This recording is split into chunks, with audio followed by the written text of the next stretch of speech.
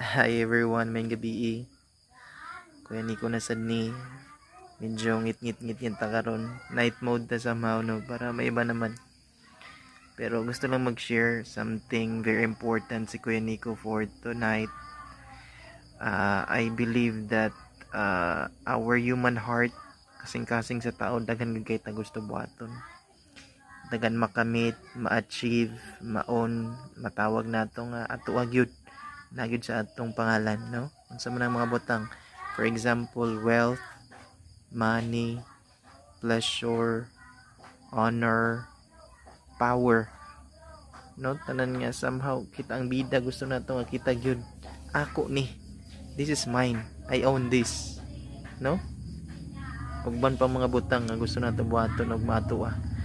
However, let's not forget the very message of our Lord Jesus Christ and the teachings of the Catholic Church, saying the real meaning of life is not, having the self as the center of everything, the center of the world, of your life. Rather, it's about going out of your selfish ego, going out of our ego, no? It's all about self-forgetting, self-sacrificing for the sake of others. Ana gani si Kristo nga, there's no greater love than this, to lay down your life for one's friend. Ana po si Saint Thomas Aquinas nga, love is willing the good of the other as other. Dili kay mobuhat tag maayo nga mobalik para sa atoa. Lastly, si Saint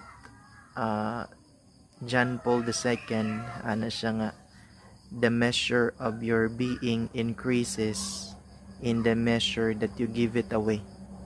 So ihatag imong kaugalingon. It's not about, owning or having everything for yourself. Kaya nga naman, your heart will always be empty, will always be restless until it rests in the Lord.